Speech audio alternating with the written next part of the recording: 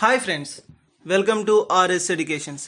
Guys, ఈరోజు ఈ వీడియోలో మనం వార్తల్లో నిలిచినటువంటి అంతర్జాతీయ, జాతీయ మరియు రాష్ట్రీయ అంశాల గురించి అండ్ వార్తల్లో నిలిచినటువంటి వ్యక్తులు, అవార్డులు అండ్ క్రీడా సంబంధిత అంశాలకు సంబంధించినటువంటి విషయాల గురించి డిస్కస్ చేయబోతున్నాం.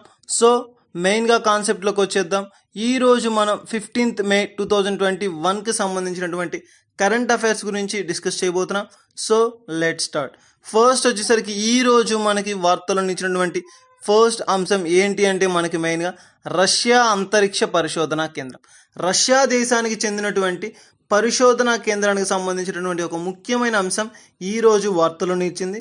మెయిన్గా తీసుకుంటే మనకి ఎలా అయితే మన దేశంలో, భారతదేశంలో ఇస్రో అండ్ అమెరికాలో నాసా అండ్ జపాన్లో జాక్సన్, ఇలా వివిధ దేశాల్లో ఉన్నటువంటి అంతరిక్ష కేంద్రాలు ఉన్నాయో అలానే మనకి రష్యా దేశానికి సంబంధించినటువంటి అంతరిక్ష పరిశోధనా కేంద్రం రొస్కాస్మస్ అని చెప్పి ఒక కీలకమైనటువంటి అంతరిక్ష పరిశోధనా కేంద్రం ఈరోజు వార్తలు నిలిచింది. వారు చేసినటువంటి ఒక కీలకమైన ప్రకటన మనకి ఈరోజు మెయిన్గా తీసుకుంటాం. ప్రపంచంలోనే మొట్టమొదటిసారిగా అంతర్జాతీయ అంతరిక్ష కేంద్రంలో ఒక సినిమాని, ఒక ఫిల్మ్ మొత్తాన్ని కూడా అక్కడ తీయాలి అనుకున్నటువంటి మొట్టమొదటి అంతరిక్షం వచ్చేసరికి మనకి రష్యా దేశపు అంతరిక్ష పరిశోధనా కేంద్రం. మనకి ఆ యొక్క సినిమా వచ్చేసరికి ఏంటి అంటే ఛాలెంజ్ అని చెప్పే ఒక మూవీ. రానున్న అక్టోబర్ 5వ తారీఖు నుండి షూటింగ్ కూడా ప్రారంభించనున్నాము అని చెప్పి ఈ ప్రకటన ద్వారా వారు వెలువడించడం అయితే జరిగింది. ఒక్కసారి కూడా అంతరిక్ష కేంద్రంలో ఇప్పటి వరకు కూడా సినిమా అనేది తీయలేదు. మొట్టమొదటిసారిగా స్పేస్ స్టేషన్లో తీయనున్నట్లుగా ఈ యొక్క కీలకమైన ప్రకటన మనకి ముఖ్యమైన అంశంగా తీసుకోవడం జరిగింది. అందుకోసం ప్రస్తుతం మనకి ఇక్కడ ఉన్నటువంటి సినిమా తారలను, ఈ సినీ నటులందరినీ కూడా పైకి తీసుకువెళ్ళడం కోసం సోయజ్ MS-9 అని చెప్పి ఒక వ్యోమ నౌక ద్వారా వీరిని అక్కడికి తీసుకువెళ్ళడం అనేది జరగబోతుంది. ఈ స్పేస్ స్టేషన్కి వీరిని పంపించే ముందుగా వీరికి తగినటువంటి శిక్షణను అందించాలనుకుంటున్నారు. శిక్షణ అంటే మనకి మెయిన్గా తీసుకుంటే ఏ యొక్క కోట్స్ని ధరించాలి, ఆక్సిజన్ ఎలా యూజ్ చేయాలి అండ్ మన యొక్క జీరో గ్రావిటీ లెవెల్ ఎంత, సో వీటన్నిటికీ సంబంధించినటువంటి శిక్షణను వీరికి పూర్తిగా అందించి తరువాత వీరిని ఆ యొక్క అంతరిక్షానికి తీసుకువెళ్ళనున్నట్లుగా తెలుస్తుంది. ఇలా మొట్టమొదటిసారిగా సినిమా తీస్తున్న రాస్కోస్ అని చెప్పి వార్తల్లో ఈ యొక్క అంతరిక్ష కేంద్రం అనేది నిలవడం అనేది జరిగింది. ఇంటర్నేషనల్ స్పేస్ స్టేషన్కి సంబంధించినటువంటి పరిశోధన దేశాలు మొత్తంగా మనం 5 దేశాలను తీసుకుంటాం. 5 దేశాలు కలిసి ఒక ఇంటర్నేషనల్ స్పేస్ స్టేషన్ ఏర్పాటు చేశాయి. ఆ యొక్క 5 దేశాలు ఏవి అంటే మనకి ఫస్ట్ వచ్చేసరికి India, America, Japan, Canada and Russia. ఈ 5 దేశాలు కూటమిగా ఫామ్ అయి 1992వ సంవత్సరంలో ఇంటర్నేషనల్ స్పేస్ స్టేషన్ని నిర్మించడం అనేది జరిగింది. మెయిన్గా తీసుకుంటే మనకి అటువంటి దేశాల్లో ఒకటైనటువంటి ఈ రష్యా దేశానికి సంబంధించినటువంటి అంతరిక్ష పరిశోధనా కేంద్రంలో ఈ యొక్క సినిమాను రూపకల్పన అనేది చేయబోతున్నారు. సో దానికి సంబంధించి పూర్తిగానటువంటి ఏర్పాట్లు కూడా మనం చూడవచ్చు. మెయిన్గా తీసుకుంటే వీరిని తిరిగి మరలా పరిశోధనా కేంద్రాలకు తరలించడం కోసం వ్యోమ నౌకలను కూడా సిద్ధం చేయడం అనేది జరిగింది. ప్రస్తుతానికి వచ్చేసరికి వారికి శిక్షణను అందించిన తరువాత వారిని అక్కడికి తరలించడం అనేది జరుగుతుంది. ఎందుకోసము అంటే ఆ యొక్క వాతావరణంలో, ఆ యొక్క పరిశోధనలకు సంబంధించినటువంటి ఆ ప్రక్రియలో వీరు జీవించడానికి, ఆ జీవన విధానానికి అనుగుణంగా వీరిని మార్చి శిక్షణ పరమైనటువంటి అంశాలను వీరికి తెలియజేసిన తరువాత మరలా వారిని ఆ స్పేస్ స్టేషన్కు తరలించబోతున్నట్లుగా తెలుస్తుంది. ఈ విధంగా మనకి రష్యా దేశానికి సంబంధించినటువంటి అంతరిక్ష పరిశోధన సంస్థ వార్తలో నిలిచింది. అండ్ నెక్స్ట్ వచ్చేసరికి ఈరోజు వార్తలో నిలిచినటువంటి మరొక అంశం ఏది అంటే మనకి మెయిన్గా వెరిస్క్ నాఫిల్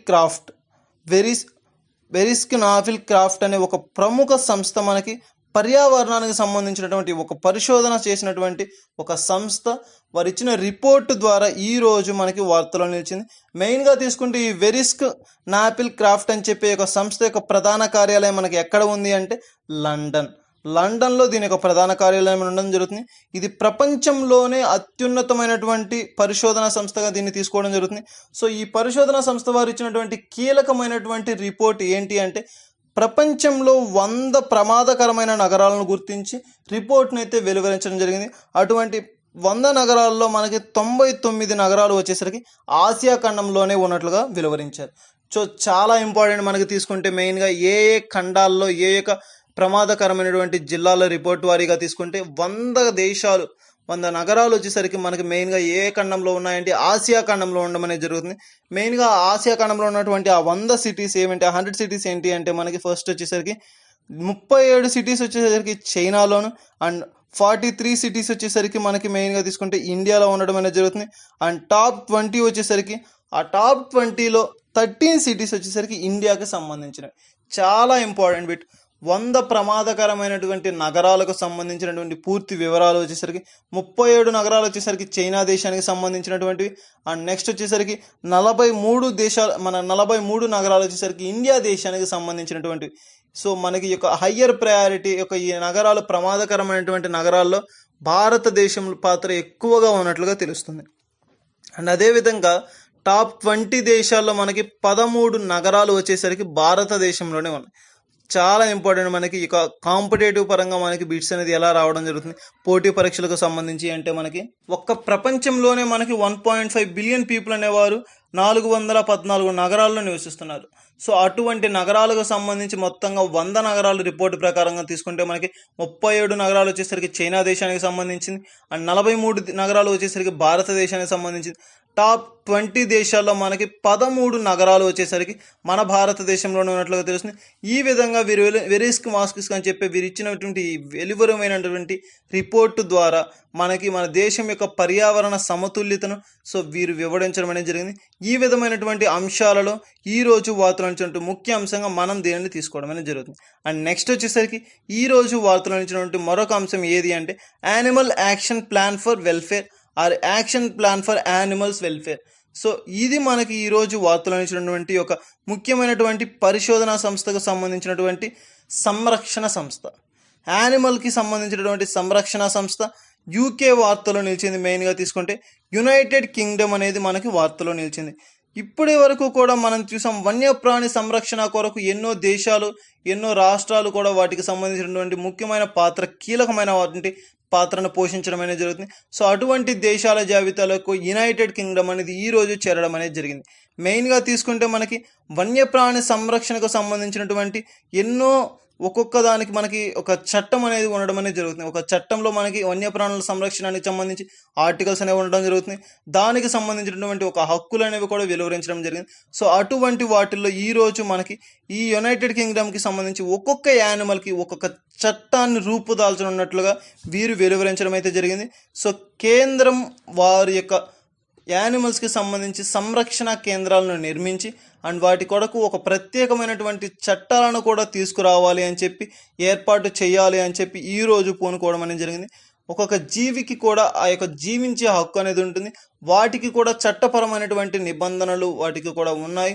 సో వారికి కూడా జీవించే హక్కు ఉంది అని చెప్పి వెలువరించడం అనేది జరిగింది. యానిమల్ యాక్షన్ ప్లాన్ ఫర్ వెల్ఫేర్కి సంబంధించినటువంటి యునైటెడ్ కింగ్డమ్. ఇటీవల మనకి వార్తలు నిలిచాయి. ఈ యొక్క యునైటెడ్ కింగ్డమ్ వచ్చేసరికి సెల్ఫ్ డ్రైవింగ్కి సంబంధించి వివిధ రకాలైనటువంటి అంశాలతో మనకి వార్తలు నిలవడం అనేది జరిగింది యూకే. సో అటువంటి వాటిపైన ప్రత్యేకమైనటువంటి దృష్టి సాధించండి.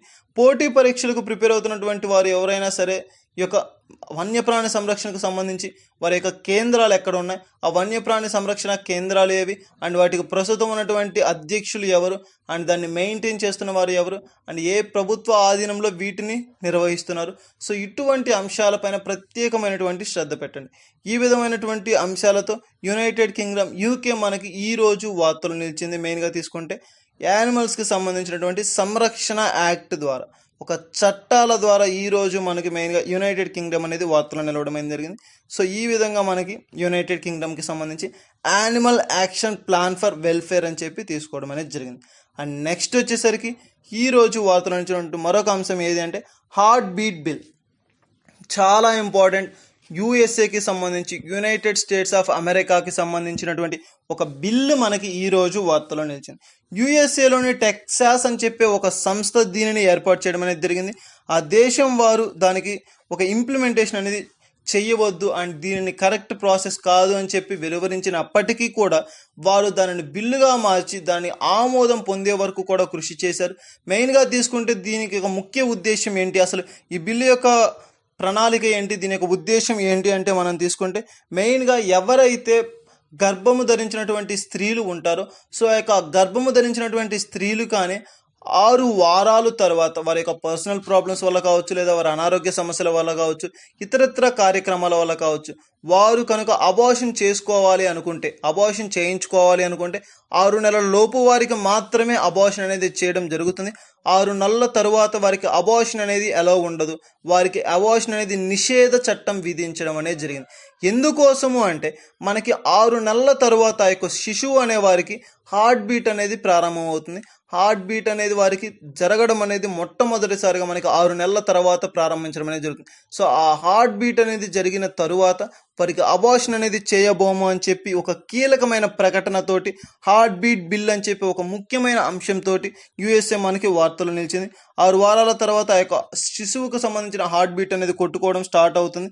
సో ఆ 6 వారాల అనంతరం అబార్షన్స్ అనేవి నిషేధం అని చెప్పి వారు అనర్హులు, ఆ యొక్క అబార్షన్కి అనర్హులు అని చెప్పి ఒక బిల్లును ప్రవేశపెట్టినటువంటి మొట్టమొదటి దేశం ఏది అని చెప్పి అడుగుతారు. అమెరికా. ఎక్కువగా మనకి ఈ యొక్క బిట్కి సంబంధించి ఆప్షన్స్ ఎలా ఉంటాయి, మెయిన్గా తీసుకుంటే దీని కాన్సెప్ట్ ప్రకారం మనకి బిట్స్ అనేది ఎలా అడగడం జరుగుతుంది అంటే, ప్రపంచంలోనే మొట్టమొదటిసారిగా అబార్షన్స్ని 6 నెలల తర్వాత నిషేధించినటువంటి దేశం ఏది అంటే అమెరికా దేశం.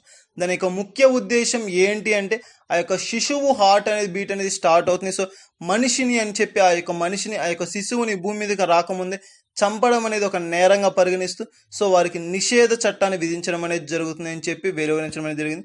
సో అటువంటి దేశాల్లో మొట్టమొదటి దేశంగా మనకి అమెరికా దేశం ఈ రోజు మనకి వార్తలు నిలుస్తుంది. సో ఇది మనకి అమెరికాకు సంబంధించినటువంటి హార్ట్ బీట్ బిల్లుకు సంబంధించినటువంటి ముఖ్యమైనటువంటి అంశం. దీనిని బిల్లుగా ప్రవేశపెట్టారు, కానీ ఆమోదం పొంది తిరిగి ఒక చట్టంగా త్వరలో రూపుదాల్చనుంది. సో దీనిని కూడా యాక్సెప్ట్ చేస్తారని చెప్పి తెలవడం జరుగుతుంది. ఈ విధంగా మనకి హార్ట్ బీట్ బిల్లుకు సంబంధించినటువంటి ఒక ముఖ్యమైన అంశంతో యుఎస్ఏ ఈ రోజు వార్తలో నిలిచింది. అండ్ నెక్స్ట్ వచ్చేసరికి ఈ రోజు వార్తలో నిలిచినటువంటి మరొక అంశం ఏది అంటే మనకి పంజాబ్ రాష్ట్రం. సో పంజాబ్ రాష్ట్రానికి సంబంధించినటువంటి ఒక నూతనమైనటువంటి బిల్లు మనకి ఈ రోజు వార్తలో నిలిచింది. 23వ జిల్లాగా ఒక ప్రాంతాన్ని వీరు ఏర్పాటు చేయడం అనేది జరిగింది. చాలా ఇంపార్టెంట్. మనకి టోటల్గా మనకి ఇండిపెండెన్స్ వచ్చిన తరువాత 13 జిల్లాలుగా ఉన్నటువంటి ఈ యొక్క పంజాబ్ రాష్ట్రానికి తరువాతి కాలంలో ఈ యొక్క స్వతంత్రం తరువాత 22 జిల్లాలుగా మార్చడం అనేది జరిగింది. ఇప్పటి వరకు కూడా మరొక జిల్లాను ఏర్పాటు చేయలేదు, కానీ మొట్టమొదటిసారిగా 23వ జిల్లాగా నూతన జిల్లాగా మనకి మెయిన్గా మాలేర్ కోట్లా అని చెప్పి ఒక ప్రాంతాన్ని ఏర్పాటు చేయడం అనేది జరిగింది. ఇది టోటల్గా ముస్లింలు నివసించేటువంటి ప్రాంతంగా చెప్పుకోవచ్చు. సో వారి యొక్క అభ్యర్థన మేరకు స్వాతంత్రం వచ్చినప్పటి నుంచి ఆ యొక్క ప్రాంతాన్ని నూతనమైనటువంటి జిల్లాగా మార్చాలి అని చెప్పి వారు చేసినటువంటి అభ్యర్థనల మేరకు ఈ రోజు మనకి దాన్ని ఒక నూతనమైనటువంటి జిల్లాగా మార్చడం అనేది జరిగింది. ఇటీవల కాలంలో జరిగినటువంటి ఎలక్షన్స్కి ముందు వారు డిస్ప్లే చేసినటువంటి ఆ యొక్క మెయిన్ థింగ్లో వారు చెప్పడం జరిగింది, మా యొక్క పార్టీని కనుక గెలిపిస్తే ఆ మాలేర్ దానిని మేము ఒక జిల్లాగా ఏర్పాటు చేస్తామని చెప్పి చెప్పడం జరిగింది. ఆ ప్రకారమే ఈరోజు గెలిచిన తరువాత కాంగ్రెస్ యొక్క ప్రభుత్వాన్ని ఫామ్ చేసింది. ప్రస్తుతం ఉన్నటువంటి ముఖ్యమంత్రి ఎవరు అంటే అమరేంద్ర సింగ్ గారు. సో అమరేంద్ర సింగ్ గారు ఆ యొక్క మొత్తంలో ఉన్నటువంటి మాట ప్రకారంగా ఆ యొక్క నూతనమైనటువంటి జిల్లాగా ఈ యొక్క మాలేర్ కోట్లని ఏర్పాటు చేయడం అనేది జరిగింది. ఏర్పాటు చేసి మొట్టమొదటిసారిగా భారతదేశంలోనే మరొకమైనటువంటి నూతనమైనటువంటి జిల్లాను ఏర్పాటు చేసినటువంటి రాష్ట్రంగా మనకి పంజాబ్ రాష్ట్రం అనేది ఈ రోజు మనకి వార్తలు నిలిచింది. ఇటీవల కాలంలో కూడా చూసాం, భారతదేశంలో స్వాతంత్రం రాకముందు ఉన్నటువంటి మొత్తం జిల్లాల సంఖ్య 13 జిల్లాలు పంజాబ్ రాష్ట్రంలో. అండ్ స్వాతంత్రం వచ్చిన తర్వాత వచ్చేసరికి 22 జిల్లాలుగా రూపుదాల్చింది.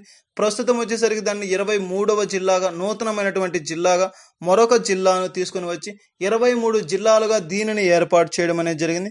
ఈ విధంగా మనకి మెయిన్గా తీసుకుంటే పంజాబ్ రాష్ట్రానికి సంబంధించినటువంటి అమరేంద్ర సింగ్ గారు ఉన్నటువంటి ప్రభుత్వం నూతనమైనటువంటి జిల్లాను ఏర్పాటు చేసి ఈ రోజు వార్తలు నిలిచినటువంటి ముఖ్యమైన అంశంగా మనం దీన్ని తీసుకోవడం అనేది జరిగింది. సో ఇది మనకి వార్తలు నిలిచినటువంటి పంజాబ్ రాష్ట్రానికి సంబంధించినటువంటి అంశం.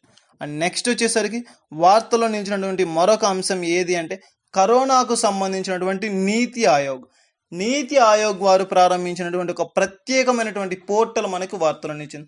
చాలా ఇంపార్టెంట్ బిట్. ఇటీవల కాలంలో కూడా మనం చూసాం, నీతి ఆయోగ్కి సంబంధించి మనకి ఈ నీతి ఆయోగ్ కార్యక్రమాన్ని ప్రవేశపెట్టినటువంటి వారు ఎవరు అంటే ప్రధానమంత్రి గారు, మన యొక్క భారతదేశ ప్రధానమంత్రి గారు అయినటువంటి నరేంద్ర మోదీ గారు దీనిని ఏర్పాటు చేయడం అనేది జరిగింది. దీన్ని ఏ సంవత్సరంలో ఏర్పాటు చేశారంటే మనకి 2015వ సంవత్సరంలో దీన్ని ఏర్పాటు చేయడం అనేది జరిగింది. మెయిన్గా తీసుకుంటే మనకి దీనికి ముందుగా ఉన్నటువంటివి ఏంటి అంటే మనకి పంచవర్ష ప్రణాళికలు. ప్రతి 5 సంవత్సరాలకు వచ్చేటువంటి ఒక పంచవర్ష ప్రణాళికలు. దీంట్లో మనకి వృద్ధి రేటు ఎలా ఉంది అండ్ మనం ఏమి సాధించాలి అండ్ దీని పట్ల మన యొక్క అవగాహన ఎంత, సో వీటికి సంబంధించినటువంటి పూర్తి విశ్లేషణతో ఏర్పాటు చేసిందే మనకి పంచవర్ష ప్రణాళికలు. వీరు ఈ యొక్క ప్రధాని గారు రావడంతో దాన్ని నిషేధపరిచి నూతనమైనటువంటి ఒక చట్టంగా మనకి నీతి ఆయోగ్ అనేటువంటి ఒక సంస్థను ఏర్పాటు చేయడం అనేది జరిగింది జనవరి మాసంలో. సో ఆ నీతి ఆయోగ్కి సంబంధించినటువంటి ఒక ముఖ్యమైన అంశం ఈ రోజు మనకి వార్తలో నిలిచింది. ఈ యొక్క నీతి ఆయోగ్ అనేది ఒక పోర్టల్ని స్టార్ట్ చేయడం అనేది జరిగింది. కోవియాడ్ అని చెప్పే మనకి కోవియైడ్ అని చెప్పే ఒక ముఖ్యమైనటువంటి పోర్టల్ని ఈ యొక్క దేశాలు, అన్ని దేశాల్లో కల్లా మొట్టమొదటి దేశంగా మన దేశం అనేది నిలవడం అనేది జరిగింది. అనేక దేశాలు ఈ యొక్క కరోనా కష్టకాలంలో, ఈ యొక్క పాండమిక్ సిచ్యువేషన్స్లో అనేక దేశాలు భారతదేశానికి సహాయార్థం చేస్తున్నాయి.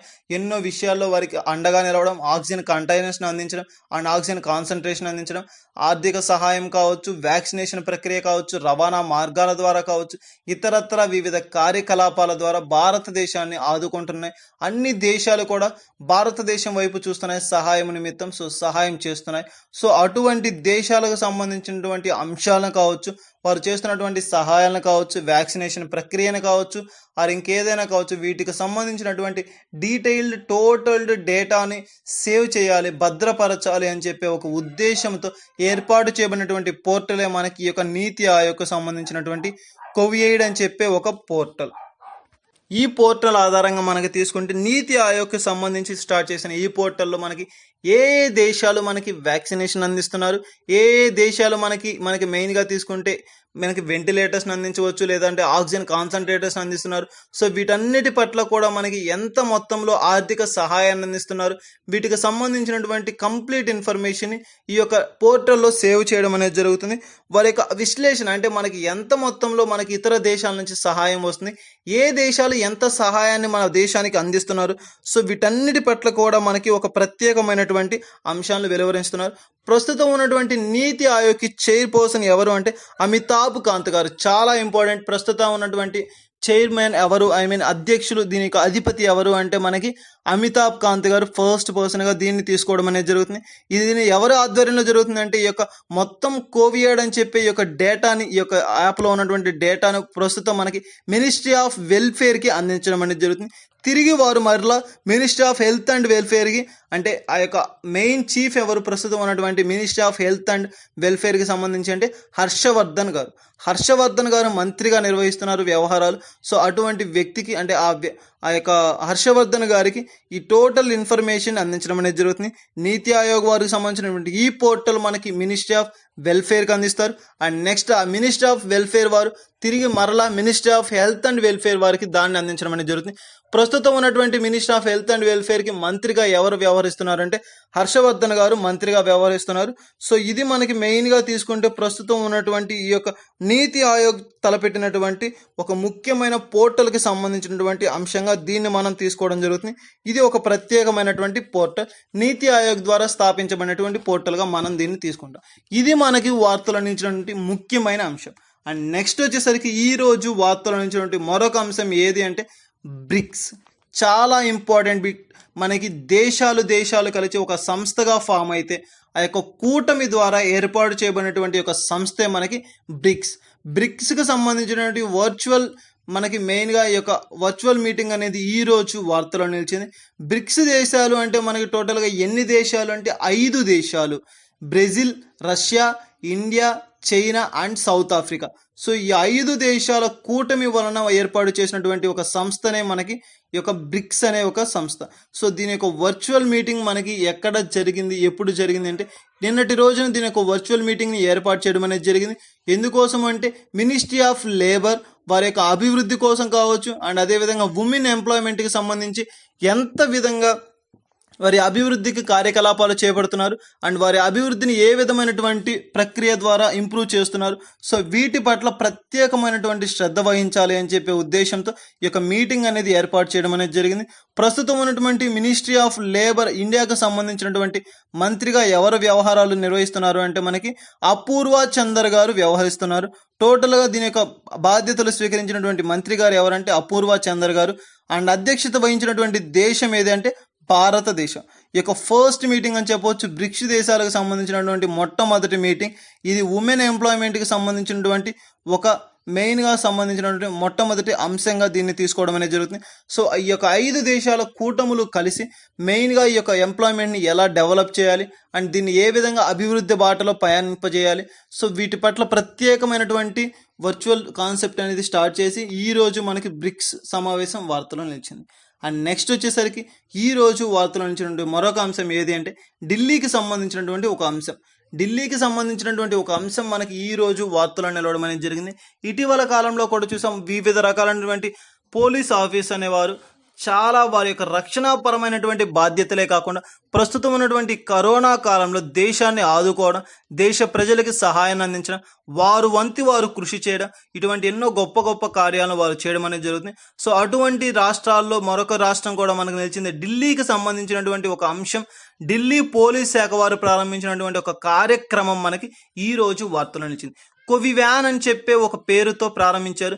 ముఖ్యంగా వృద్ధులకు 60 ఏళ్లకు పైగా ఉన్న వారిని కోవిడ్ బారిన పడినటువంటి వృద్ధులను, ముఖ్యంగా చాలా ఇంపార్టెంట్ బిట్, ఎవరైతే కోవిడ్ బారిన పడిన వారి వృద్ధులు ఉన్నారో వారికి సహాయార్థ నిమిత్తం, వారికి కావాల్సిన అవసరాల నిమిత్తం ఇంటిలోనే వారు కనుక ఐసోలేషన్ ప్రక్రియలో ఉండి ఉంటే వారికి ఏ విధమైనటువంటి సహాయాలు కావాలి అండ్ వారికి కావాల్సిన నీడ్స్ కావచ్చు, వీటన్నిటిని కూడా ఇంటి వద్దకే అందించాలని చెప్పే ఒక ముఖ్యమైన ఉద్దేశంతో ఏర్పాటు చేసిందే మనకి ఈ కోవివ్యాన్ అని చెప్పే ఒక కార్యక్రమం. దీన్ని ఏర్పాటు చేసింది ఎవరు అంటే ఢిల్లీ రాష్ట్రం, ఢిల్లీ కేంద్ర పాలిత ప్రాంతంగా కూడా మనం చెప్పుకోవడం జరుగుతుంది. సో ఈ యూనియన్ టెరిటరీకి సంబంధించినటువంటి పోలీస్ శాఖ వారు ప్రారంభించినటువంటి ఒక ముఖ్యమైన కార్యక్రమంగా తీసుకుంటాం. ఇటీవల కాలంలో కూడా చూసాం మహారాష్ట్ర, ఒక మధ్యప్రదేశ్ కావచ్చు, ఇవి కూడా మనకి ప్రారంభించినటువంటి ఒక పోర్టల్కి సంబంధించి. సో ఇది మనకి వార్తలు నుంచినటువంటి ఢిల్లీకి సంబంధించినటువంటి అంశం. అండ్ నెక్స్ట్ వచ్చేసరికి ఈ రోజు వార్తలు నుంచినటువంటి మరొక అంశం ఏది అంటే మనకి IREDA. చాలా ఇంపార్టెంట్ బిట్. ఒక IREDA అని చెప్పి ఒక సంస్థ మనకి చాలా చాలా ఇంపార్టెంట్గా తీసుకుంటాం. Indian renewable energy development agency. భారతదేశంలోనే రెన్యూవబుల్ ఎనర్జీ సోర్సెస్ని డెవలప్మెంట్ చేయడం కోసం ఉపయోగించేటువంటి ఒక సంస్థ, ఏర్పాటు చేయబడినటువంటి ఒక సంస్థ ఏది అంటే మనకి IREDA అని చెప్పే ఒక సంస్థ. దీనిని నిర్వహించే సంస్థ ఏది అంటే మనకి ministry of new and renewable అనే సంస్థ. Ministry of new and renewable energy source సంబంధించినటువంటి ఒక సంస్థ దీనిని నిర్వహించడం అనేది జరుగుతుంది. మెయిన్గా తీసుకుంటే మనకి రెన్యూవబుల్ ఎనర్జీ సోర్సెస్ అంటే ఏంటి అంటే sun energy, wind energy and tidal energy, ఇటువంటి ఎనర్జీస్ అన్నిటినీ కూడా మనం రెన్యూవబుల్ ఎనర్జీ సోర్సెస్ అంటాం. పర్యావరణం నుంచి వచ్చే ఒక విషయాన్ని ఉపయోగించుకొని, ఒక ప్రకృతి నుంచి సంబంధించినటువంటి ఒక అంశాన్ని ఉపయోగించుకొని, ప్రకృతిలో ఎటువంటి కాలుష్యం అనేది లేకుండా పూర్తి భద్రతతో చట్టబద్ధంగా నియమితమైనటువంటి ఏర్పాటు చేయమైనటువంటి అతి ఎక్కువగా జనరేట్ చేసినటువంటి పవర్ జనరేట్ చేయగలిగినటువంటి ఒకే ఒక్క సోర్సెస్ ఏమన్నా ఉన్నాయి అంటే ఈ రెన్యూవబుల్ ఎనర్జీ సోర్సెస్. సో వాటిని ఉపయోగించుకోవడం కోసం, వాటి యొక్క డెవలప్మెంట్ కోసం ఏర్పాటు చేసినటువంటి ఒక సంస్థనే మనకి IREDA. అండ్ ఎవరి ఆధ్వర్యంలో దీన్ని నిర్వహిస్తున్నామంటే ministry of new and renewable energy sources అని చెప్పవచ్చు. ప్రస్తుతం దీనికి మంత్రిగా వ్యవహరిస్తున్న వారు ఎవరు అంటే మనకి ప్రవేశ్ కుమార్ గారు. చాలా ఇంపార్టెంట్ బిట్. ప్రస్తుతం రెన్యూవబుల్ ఎనర్జీ సోర్సెస్కి మంత్రి శాఖలో ఎవరు ఉన్నారు అంటే ప్రవేశ్ కుమార్ గారు దీనికి మంత్రిగా వ్యవహరించడం అనేది జరుగుతుంది. ఈ యొక్క ICC నుండి గ్రీన్ ఊర్జా అని చెప్పే ఒక ప్రతిష్టాత్మకమైనటువంటి పురస్కారాన్ని కూడా ఈ యొక్క ప్రవేశ్ కుమార్ గారు ఆ యొక్క సంస్థ తరపున అందుకోవడం అనేది జరిగింది. చాలా ఇంపార్టెంట్ బిట్. మనకు ఆ పేరులో ఉంది గ్రీన్ ఊర్జా అంటే. గ్రీన్ ఊర్జా అనగా మనకి ఏంటి అంటే ముఖ్యంగా గ్రీన్ ఎనర్జీ వైపు మళ్ళండి, దేశాన్ని కాపాడండి, ఈ యొక్క ప్రపంచం మొత్తాన్ని కూడా గ్రీన్ సోర్సెస్గా మార్చివేయండి అని చెప్పి ఒక ముఖ్యమైన ఉద్దేశంతో కాన్సెప్ట్ తోటి ఇచ్చినటువంటి యొక్క పురస్కారమే మనకి గ్రీన్ ఊర్జా అని చెప్పి ఒక ప్రతిష్టాత్మకమైనటువంటి పురస్కారం. దాన్ని అందుకున్న వ్యక్తి ఎవరు అంటే ప్రవీణ్ కుమార్ గారు. Ministry of new and renewable energy sources శాఖకు సంబంధించినటువంటి ఒక మంత్రిత్వ శాఖగా పనిచేస్తున్నటువంటి వీరు యొక్క మంత్రి శాఖ తరపున వీరు అందుకోవడం అనేది జరుగుతుంది. సో ఈ విధంగా మనకి IREDA అని చెప్పి ఒక Indian renewable energy development agency వారు నిర్వహించినటువంటి ఈ సంస్థ ఈ రోజు వార్తలో నిలవడం అనేది జరిగింది. సో ఇది మనకి వార్తలో నిలిచినటువంటి అంతర్జాతీయ అంశాలు. అండ్ నెక్స్ట్ వచ్చేసరికి ఈ రోజు వార్తలో నిలిచినటువంటి వ్యక్తులు. సో వార్తల్లో నిలిచినటువంటి వ్యక్తుల్లో ఫస్ట్ పర్సన్ ఎవరు అంటే మనకి ఎస్ బాలచంద్రన్ గారు. సురినాన్ దేశానికి చెందినటువంటి వీరు ఈ రోజు వార్తలో నిలిచారు. ఈ యొక్క సురినాన్ దేశానికి చెందినటువంటి రాయబారిగా, నూతనమైనటువంటి రాయబారిగా ఆర్ అంబాసిడర్గా వీరు ఈ రోజు నియమితులై వార్తలో నిలిచారు. చాలా ఇంపార్టెంట్ బిట్ సురినార్ అని చెప్తే, ఈ సురినాన్ అనగా ఏంటి అంటే ప్రస్తుతం ఉన్నటువంటి సురినాన్ అధ్యక్షులు ఎవరు అంటే చాన్ సంతోషి ఆయన ఒక పూర్తి పేరు వచ్చేసరికి చంద్రికా పర్షాత్ సంతోషి. సో వీరు ఎవరు అంటే భారతదేశ సంతతికి చెందినటువంటి మొట్టమొదటి వ్యక్తి, ఇతర దేశంలోని ఒక ప్రెసిడెంట్గా పరిపాలిస్తున్నటువంటి వ్యక్తి ఎవరు అంటే చాన్ సంతోఖి గారు, చంద్రికా పర్షాత్ సంతోఖి గారు అని చెప్పవచ్చు. భారతదేశ సంతతికి చెందిన వారు ఇతర దేశాల్లోకి వెళ్ళి అక్కడ ప్రెసిడెంట్గా నియమితులై పరిపాలిస్తున్నటువంటి ఒక ఉన్నతమైన వ్యక్తి ఎవరు అంటే చాన్ సంతోషి గారు. వీరి యొక్క దేశం సురినాన్ దేశం. దీనికి రాయబారిగా పనిచేస్తున్నటువంటి ఆ నియమితులైనటువంటి వ్యక్తి ఎవరు అంటే ఎస్ బాలచంద్రన్ గారు. ఈ విధంగా వీరు వార్తలో నిలిచారు. ఇక ప్రస్తుతం దీనిని నియమించే అధికారం ఎవరికి ఉంటుంది? అదే మన భారతదేశంలో అయితే రాయబారులకు సంబంధించి రాష్ట్రపతి గారికి ఉంటుంది, అక్కడైతే ప్రెసిడెంట్ గారికి ఉండడం అనేది జరుగుతుంది. సో ఈ విధంగా మనకి ఈ యొక్క బాలచంద్రన్ గారు సురినాన్ దేశానికి రాయబారిగా ఆర్ బ్రాండ్ అంబాసిడర్గా నియమించబడి ఈ రోజు వార్తలో నిలిచారు. అండ్ నెక్స్ట్ వచ్చేసరికి మెయిన్గా తీసుకుంటే ఈ యొక్క రాయబారులకు సంబంధించి ప్రస్తుతం ఎక్కువగా కూడా శ్రద్ధ వహించాలి. ఎందుకంటే ఇటీవల కాలంలో కూడా చూసాం, మన ఇండియాకి సంబంధించి కావచ్చు, మనకి ఆస్ట్రేలియా దేశానికి సంబంధించి కావచ్చు, అమెరికా దేశానికి సంబంధించి కావచ్చు, ఎక్కువగా రాయబారులకు సంబంధించి బిట్స్ అనేది ఎక్కువగా అడగడం జరుగుతుంది. సో వాటి పట్ల మనకి పోటీ పరీక్షలకు సిద్ధమయ్యేవారు ఎక్కువగా శ్రద్ధ వహించాలి. అండ్ నెక్స్ట్ వచ్చేసరికి ఈ రోజు వార్తలో నిలిచినటువంటి సెకండ్ పర్సన్ ఎవరు అంటే మనీషా కపూర్ గారు. మనీషా కపూర్ గారు ప్రస్తుతం ఉన్నటువంటి ఒక సంస్థకి జనరల్ సెక్రటరీగా వ్యవహరిస్తున్నటువంటి వారు. ఆ యొక్క సంస్థ ఏది అంటే మనకి advertising standard council of India, ASCA అని చెప్పే ఒక సంస్థకి మనీషా కపూర్ గారు ప్రస్తుతం ఒక జనరల్ సెక్రటరీగా వ్యవహారాలు నిర్వహించడం అయితే జరుగుతుంది. వ్యవహారాల మంత్రిగా నిర్వహిస్తున్నారు. సో ఆ యొక్క టోటల్ సంబంధించినటువంటి ఒక మెయిన్ సెక్రటరీగా ఎవరు ఉన్నారంటే మనీషా కపూర్ గారు ఈ యొక్క సంస్థకి సెక్రటరీగా వ్యవహరిస్తున్నారు. సో వీరు మనకి ఈరోజు advertising standard council of India తరపున మనీషా కపూర్ చైర్మన్గా నియమితులయ్యారు. బట్ వీరు ఈరోజు ఒక సంస్థలో, ఒక అత్యున్నతమైనటువంటి సంస్థలో ఒక స్థానాన్ని సంపాదించి వార్తలో నిలిచారు. ఆ యొక్క సంస్థ ఏది అంటే ICAS. మనకి మెయిన్గా తీసుకుంటే in general council for advertising self అని చెప్పి చాలా important bit. In general council for advertising training self అని చెప్పి. సో ఈ యొక్క సంస్థకి వీరు నూతనమైనటువంటి అధికారిగా ఒక ప్రత్యేకమైనటువంటి పేరు ప్రఖ్యాతులు పొందారు ఈ సంస్థ తరపున. ఆ యొక్క మెయిన్ ICAS యొక్క ప్రధాన కార్యాలయం ఎక్కడ ఉంది అంటే మనకి బ్రెజిల్ దేశంలో ఈ యొక్క బ్రెజిల్స్ అనే ప్రాంతంలో ఈ యొక్క ప్రధాన కార్యాలయం ఉండడం అనేది జరుగుతుంది. సో దీంట్లో వారు ఒక ప్రత్యేకమైనటువంటి స్థానం సాధించి ఈ రోజు వార్తలో నిలిచారు.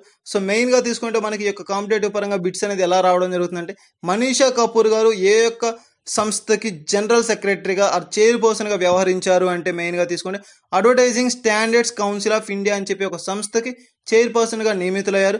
అండ్ నెక్స్ట్ వారు ఏ సంస్థకు ప్రత్యేకమైనటువంటి ప్రతిపాదన తరపున వారి యొక్క ప్రత్యేకమైనటువంటి ప్లేస్ని సంపాదించారు అంటే ICAS, in general council for advertising and self అని చెప్పి ఒక సంస్థకి మెయిన్గా వీరు వ్యవహరించడం జరిగింది.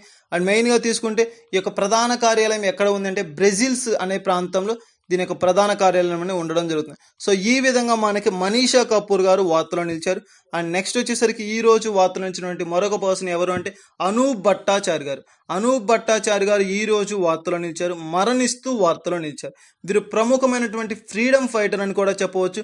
ప్రముఖమైనటువంటి మ్యూజిక్, ప్రస్తుతం సంగీతం విద్వాంసులుగా కూడా వీరు పేరు ప్రఖ్యాతులు పొందారు. ఇటీవల కాలంలో 1971లో జరిగిన లిబరేషన్ ఆఫ్ ఆ యొక్క పాత్రకు సంబంధించినటువంటి కీలక పాత్రను పోషించారు. లిబరేషన్ ఆఫ్ ఇండియా అని చెప్పి ఒక ముఖ్యమైనటువంటి ఫ్రీడమ్కి సంబంధించినటువంటి అంశంలో వీరు కీలక పాత్ర పోషించడం అనేది జరిగింది. అండ్ సంగీతంలో కూడా ఎన్నో అవార్డులను, బహుమతులను, పురస్కారాలను వీరు స్వీకరించడం అనేది జరిగింది. ఎన్నో ఉన్నతమైనటువంటి అవార్డులను పొందారు. ఫ్రీడమ్ ఫైటర్గా పేరు ప్రఖ్యాతులు పొందినటువంటి ఈ యొక్క అనూష్ భట్టాచార్య గారు ఈ రోజు మరణిస్తూ తుది శ్వాస విడుస్తూ వార్తలో నిలిచారు. ఇది మనకి వార్తలో నిలిచినటువంటి థర్డ్ పర్సన్కి సంబంధించినటువంటి అంశం. అండ్ నెక్స్ట్ వచ్చేసరికి వార్తలో నిలిచినటువంటి మరొక వ్యక్తి ఎవరు అంటే మనకి మనకి మెయిన్గా మింగ్నీ తెంజా షార్పా అని చెప్పే ఒక వ్యక్తి ఈరోజు వార్తలో నిలిచారు. ఎవరెస్ట్ శిఖరాన్ని అధిరోహించినటువంటి థర్డ్ పర్సన్ మనకి మెయిన్గా తీసుకుంటే ఈ మింగ్నీ తెంజా షార్పా అని చెప్పే వ్యక్తి. మెయిన్గా తీసుకుంటే ఇటీవల కాలంలో మొట్టమొదటిసారిగా ఎవరెస్ట్ను అధిరోహించినటువంటి వ్యక్తి ఎవరు అంటే మనకి క్యామ్ రిటా షార్పా అని చెప్పే వ్యక్తి ఎవరెస్ట్ శిఖరాన్ని అధిరోహించి వార్తలో నిలిచారు. అండ్ ఆ తరువాత ఎవరెస్ట్ శిఖరాన్ని with in the short span of టైంలో ఎవరెస్ట్ శిఖరాన్ని ఒకసారి వెక్కి మరలా వచ్చి సెకండ్ టైం ఎక్కినటువంటి వ్యక్తి ఎవరు అంటే మనకి మింగ్నీ తెంజా షార్పా అని చెప్పే వ్యక్తి ఈ రోజు వార్తలో నిలవడం అనేది జరిగింది. వీరు టోటల్గా మనకి 4 రోజుల సమయంలోనే అంటే అతి తక్కువ వ్యవధిలోనే 2 సార్లు ఎవరెస్ట్ శిఖరాన్ని అధిరోహించినటువంటి వ్యక్తిగా ఈ రోజు వీరు వార్తలో నిలిచారు. ఇప్పటి వరకు కూడా ఆ యొక్క టోటల్ వెయిట్ వచ్చి తన యొక్క టోటల్ హైట్ వచ్చేసరికి ఎవరెస్ట్ శిఖరం 8848.86 అని చెప్పే యొక్క టోటల్ లెంత్ని మొట్టమొదటిసారిగా అతి తక్కువ టైంలో బీట్ చేసినటువంటి వ్యక్తి 178 గంటలు అంటే 4 రోజులకు పైగానే దాన్ని నియమించినటువంటి వ్యక్తి ఎవరంటే పేరు పొందిన వ్యక్తి ఎవరంటే అన్షు అనే వ్యక్తి, ఇండియాకి సంబంధించినటువంటి అన్షు గారు. సో వారి తరువాత వారికంటే ముందుగానే అంటే 4 రోజుల సమయంలోనే ఆ శిఖరాన్ని అధిరోహించినటువంటి వ్యక్తి ఎవరంటే మింగ్నీ తెంజా షార్పా. సో వీరు ఈరోజు ఎవరెస్ట్ శిఖరాన్ని అధిరోహించి ఈరోజు వార్తలో నిలవడం అనేది జరిగింది. సో ఈ విధంగా మనకి వార్తలో నిలిచినటువంటి ముఖ్యమైన అంశాలు, అంతర్జాతీయ అంశాలు అండ్ వార్తలో నిలిచినటువంటి వ్యక్తులకు సంబంధించినటువంటి అంశాలు అనేది చూడడం అనేది జరిగింది. సో గాయస్, ఇవే కాకుండా మనకి త్వరలోనే యాప్టిట్యూడ్కి సంబంధించినటువంటి క్లాసెస్ కూడా స్టార్ట్ చేయడం అనేది జరుగుతుంది. సో ఇంట్రెస్టింగ్ క్యాండిడేట్స్ ఎవరైనా ఉంటే విజిట్ చేయండి. అండ్ మెయిన్గా మనకి తీసుకుంటే జాబ్ నోటిఫికేషన్కి సంబంధించి కావచ్చు, అండ్ మెయిన్గా అవే కాకుండా ఇక జాబ్ ప్రొఫైల్స్కి సంబంధించి మరెన్నో నోటిఫికేషన్కి సంబంధించి సో అప్డేటెడ్ నోటిఫికేషన్స్ కావచ్చు, ఇలా వీటన్నిటికీ సంబంధించినటువంటి వీడియోస్ అనేది మన ఛానల్లో అప్లోడ్ చేయడం అనేది జరిగింది. సో ఇంట్రెస్టింగ్ క్యాండిడేట్స్ ఎవరైనా ఉంటే ఒకసారి విజిట్ చేయండి. అండ్ మా వీడియోస్ కానీ మా యొక్క డైలీ అప్డేట్స్ కానీ మీకు కనుక రావాలి అంటే సబ్స్క్రైబ్ చేసుకోండి. మా యొక్క ప్రతి వీడియోని, మా యొక్క ప్రతి అప్డేట్ని మీరు పొందడం అనేది జరుగుతుంది. Thank you.